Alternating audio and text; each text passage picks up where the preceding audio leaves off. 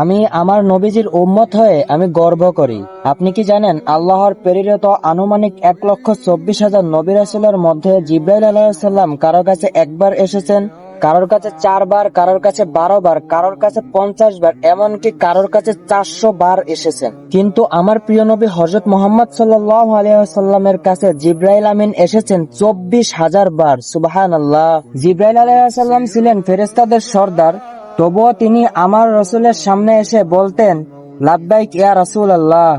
তিনি নবীজির অনুমতি ছাড়া কখনো নবীজিকে ঘুম থেকে ডাকেননি, বরং জিবরাইল আলাইহিস সালাম নবীজির কদম মুবারকে তার জিহ্বা লাগিয়ে দিয়েছেন।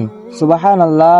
আর আমি সেই নবীজির উম্মত, কারণ আমাদের দুনিয়াতেও মর্যাদা আছে আর আখিরাতের ময়দানও আমাদের পাওয়ার আরো বড়।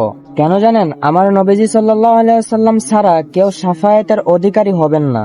আমি দৃঢ়ভাবে বিশ্বাস করি আমার নবীজি সাল্লাল্লাহু আলাইহি ওয়াসাল্লাম আমাদের জন্য শাফায়াত করবেন এবং আমাদেরকে জান্নাতে পৌঁছে দিবেন। তবে এর জন্য আমাদের দুনিয়াতে সামান্য কষ্ট করতে হবে। আমাদের কর্তব্য হলো তার বাণী, তার সম্মান এবং তার শিক্ষা মানুষের মাঝে পৌঁছে দেওয়া। হে মুসলিম ভাই, যদি চান নবীজির শাফায়াত এবং যদি চান তার ভালোবাসা, তাহলে তার বার্তা সকল মুসলমানের কাছে পৌঁছে দিন। আমিন।